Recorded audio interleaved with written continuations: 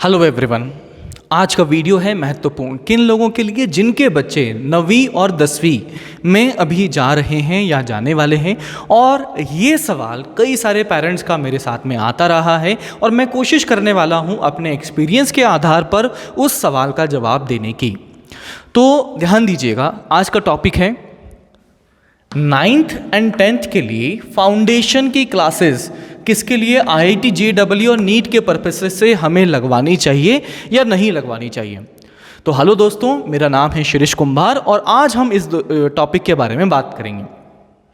तो देखो, मैं आपको मोटा मोटा आपको फ़ायदा और नुकसान बता देता हूँ। फ़ायदा है कि भाई गुड रैंक पॉसिबिलिटी बढ़ जाती है अगर आप फाउंडेशन यानी कि 9th एंड 10th के में आप अपनी IIT JEE और नीट के पॉइंट ऑफ व्यू से अगर तैयारी कर सकते हैं तो आगे जाके 11th एंड 12th रिलेटिवली आसान होता है और इसी वजह से आपका रैंक के अच्छे आने के चांसेस बढ़ जाते हैं। इसका आपके उदाहरण में अगर आपको दूं तो one is Kanishk Kataria. Kanishk Kataria IIT JEE में रैंक था 40, UPSC में इसका रैंक था rank number 1, all India rank 1। Resonance में कोचिंग किया था 10th क्लास में, 9th क्लास में यहाँ पर कोचिंग किया था रेजोनेंस में कोटा में। Jeevesh Kesar KVPI all India rank 7। Once again foundation का स्टूडेंट, मतलब 9th-10th में पढ़ाई की गई है तभी जाके यहाँ पर पहुँच पाए हैं। क्या बिना फाउंडेशन के ऐसी रैंक ले पाना संभव नहीं है? संभव है, थोड़ा मुश्किल हो जाएगा। यहाँ पर बच्चे को 4 साल का टाइम मिल चुका है, 9th का टाइम मिल चुका है, 10th का टाइम मिल चुका है और जो 9th एंड 10th में पढ़ाया गया है वो 11th एंड 12th में फिर रिपीट हो जाता है। तो इस वजह से बच्चों को थोड़ा सा आसानी हो जाती है समझने की और ड्यूरेशन ज़्यादा होने की वजह से बच्चा नए एग्जामिनेशन पैटर्न यानी कि JEE का पैटर्न और नीट के पैटर्न के अकॉर्डिंग अपने आप को एडजस्ट करने में टाइम मिल चुका है तो आसान हो जाता है। ठीक है सर नुकसान क्या है? मोटा मोटा नुकसान है एजुकेशनल लोड। मतलब क्या है, अभी बच्चा 8वीं से निकला है, अभी तो है तो बच्चा ही ना, तो उस पर अगर इतना लोड आ गया कि भाई उसे स्कूल में भी खूब सारा भर भर के काम दिया गया और फिर कोचिंग में भी भर भर के काम दिया गया तो वो बच्चा मतलब बचपन नहीं रह पाएगा ना उसका। तो उस सिचुएशन में ये काउंटर प्रोडक्टिव भी हो सकता है। तो मेरा जवाब है कि क्या हमें 9th एंड 10th में कोचिंग करनी चाहिए? इसका जवाब है हाँ और ना। क्यों? क्योंकि बच्चे अलग अलग प्रकार के हैं, बच्चों का जो मेंटल कैपेसिटी है या इंटरेस्ट है वो अलग अलग प्रकार का है। तो उसी बारे में थोड़ी सी बात कर लेते हैं।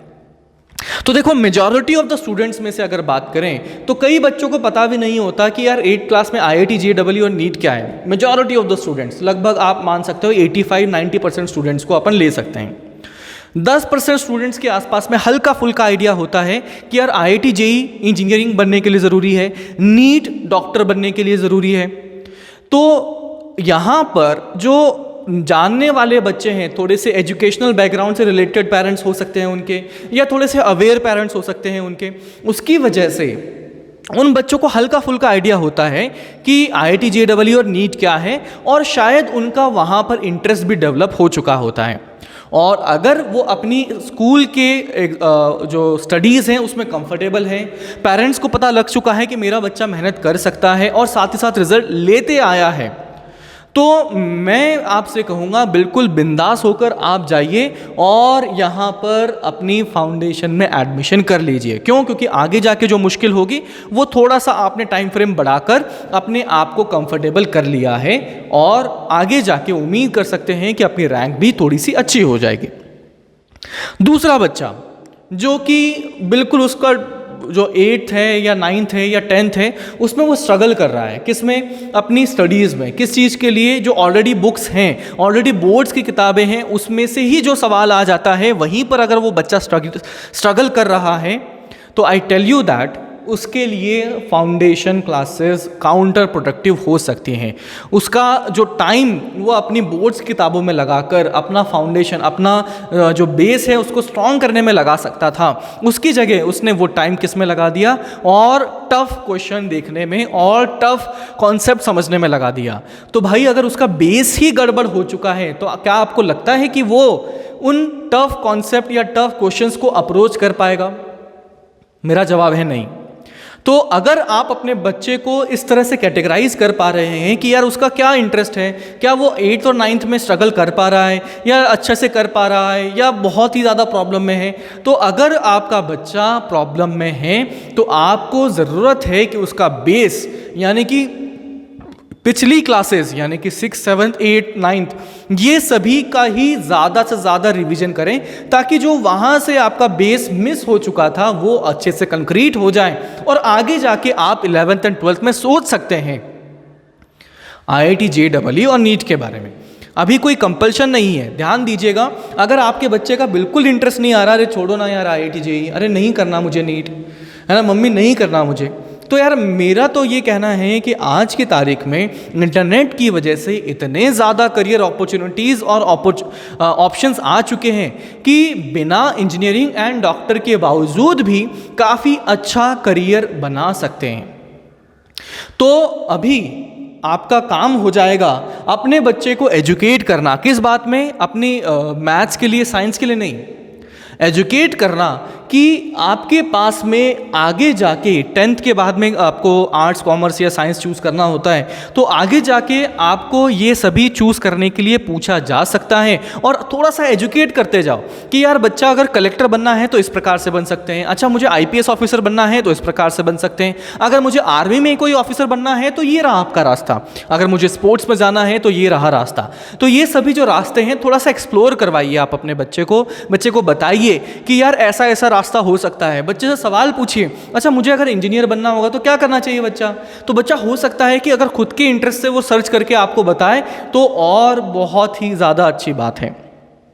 और कॉमर्स के बारे में बताइए और आर्ट्स के बारे में बताइए कि क्या आर्ट्स में जाने के बाद में किस प्रकार के ऑप्शंस हैं। साथ ही साथ आपने अगर किसी बच्चे का स्पोर्ट्स में इंटरेस्ट है तो आप बिल्कुल उसमें भी उसको परस्यू करवा सकते हैं, क्योंकि अभी वो 9th एंड 10th में है, तो सारे जो भी उसके इंटरेस्ट्स हैं आप उनको परस्यू करने के लिए बोल सकते हैं। और जहाँ पर वो स्टिक कर जाए, जो इंटरेस्ट उसका स्टिक कर जाए, फॉर एग्जांपल उसका कैलकुलेशंस में है, फॉर एग्जांपल उसका इकोनॉमिक्स में चीज़ें ज़्यादा आ रही हैं, तो हो सकता है वो आर्ट्स में ज़्यादा इंटरेस्टेड हो सकता है किसी को स्टोरीज पढ़ना पसंद है, हो सकता है किसी को हिस्टोरिकल चीज़ें पढ़ना पसंद है, तो हो सकता है वो आर्ट्स में जाना पसंद करे 11th में।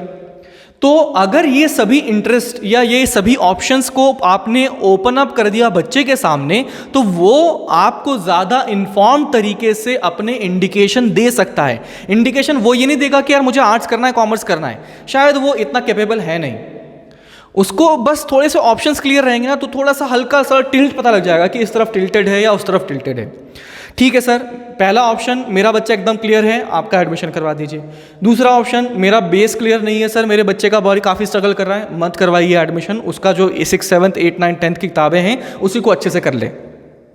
तीसरा बच्चा कि मतलब सर स्कूल में भी ठीक ठाक हूँ, लेकिन कोई ऐसा मतलब क्या करना है वो भी क्लियर नहीं है। और इस रेंज में ये जो मैंने कैटेगरी बताई, इसमें कई सारे बच्चे आ जाते हैं, बहुत सारे, मतलब लगभग 60-70% इसी कैटेगरी में होते हैं कि हाँ यार स्कूल में मॉडरेट है, ठीक ठाक चल रहा है, लेकिन आगे क्या करना है वो भी एकदम क्लियर नहीं है। तो आपको करना क्या है, आप अपना एक एप्टीट्यूड टेस्ट लीजिए। सर एप्टीट्यूड टेस्ट क्या होता है? सबसे पहले आपको बताता हूँ एप्टीट्यूड क्या होता है। एप्टीट्यूड होता है कि यार कोई भी आपके पास में नया सवाल आ जाए या नई अप्रोच आ जाए या नया प्रॉब्लम बन जाए, तो कैसे उस क्वेश्चन को सॉल्व करने का एनालिटिकल पावर आपके पास है। तो अगर एनालिटिकल पावर आपकी अच्छी होगी तो आई टेल यू दैट कि यार अपना IIT JEE और नीट का एग्जामिनेशन आसान हो सकता है। अगर एनालिटिकल पावर इतनी अच्छी नहीं है तो मैं बता सकता हूं कि यार इसमें थोड़ी सी दिक्कत हो जाएगी, है ना, उसमें थोड़ी सी दिक्कत हो जाएगी, क्योंकि IIT JEE और नीट दोनों में आपका एनालिसिस खासकर फिजिक्स में और अपने केमिस्ट्री में और मैथ्स में भी काफ़ी आता है। तो मैं बता सकता हूं कि यार एनालिसिस अगर आपका वीक है, आपका एप्टीट्यूड अगर वीक है, तो उस टाइम पर प्रॉब्लम हो सकती है। तो एप्टीट्यूड टेस्ट ले लीजिए। सर एप्टीट्यूड टेस्ट कहाँ मिलेगा? आपके मुझे लगता है स्कूल में भी मिल सकता है, और अगर स्कूल में नहीं है कमेंट सेक्शन में बता दीजिए, I will try to provide that in the video. बस हाँ कि एक सफिशिएंट रिक्वेस्ट बननी चाहिए, इतनी मेहनत करवानी होते हैं, ऑपरेटर से टाइप होगा, सब कुछ होगा, तो अगर सफिशिएंट रिक्वेस्ट मेरे पास आती है तो बिल्कुल अगले वीडियो में आपको एक एप्टीट्यूड टेस्ट को प्रोवाइड करवा दिया जाएगा। ओके सर, ठीक है। सर फाउंडेशन क्लासेस होती क्या हैं ये तो बताइए ना सर। फाउंडेशन क्लासेस होती क्या है ये तो बताइए सर। तो देखो यार, फाउंडेशन में क्या है कि 2 प्रकार की क्लासेस होती हैं। एक तो फाउंडेशन ऐसी होती है कि भाई वहाँ पर एकदम बिल्कुल 11th एंड 12th भी चालू करवा देते हैं। 11th एंड 12th 8वीं से पास होकर अगर कोई बच्चा 9वीं में जा रहा है, उसको सीधा 11th पढ़वा दिया तो गड़बड़ हो सकती है। लेकिन क्या ऐसा पढ़ाया नहीं जाता है? पढ़ाया जाता है। किन बच्चों को? जो बच्चे कैपेबल हैं, है ना। कोई पहलवान है और कोई एकदम मरियल सा है, क्या दोनों की डाइट सेम होगी? क्या नहीं होगी। उसी तरह से बच्चे भी अलग अलग होते हैं। सभी की जो एजुकेशनल जो माइंड की डाइट है वो दोनों की अलग अलग हो सकती है। तो फाउंडेशन में भी 2 प्रकार की फाउंडेशन क्लासेस हो सकती हैं। पहली है जो अपना 9th-10th का सिलेबस है उसी के आधार पर IIT JEE और नीट के जो क्वेश्चंस का पैटर्न होता है उन दोनों को क्लब करके पढ़ाया जाए। यानी कि जो बच्चा पढ़ेगा वो 9th एंड 10th का ही पढ़ेगा, 11th 12th नहीं पढ़ेगा। ठीक है, बस क्या होगा, वो नए क्वेश्चन का पैटर्न, ऑब्जेक्टिव क्वेश्चन की अप्रोच और NTSC के पॉइंट ऑफ व्यू से अपने आप को प्रिपेयर कर रहा होगा। NTSC मतलब नेशनल टैलेंट सर्च एग्जामिनेशन। और जो बच्चा NTSC में अच्छा कर लेता है, मेरा मानना है कि वो IIT JEE और नीट में भी काफ़ी अच्छा कर सकता है। क्यों? क्योंकि वहाँ से उसका एप्टीट्यूड पता लग चुका होता है।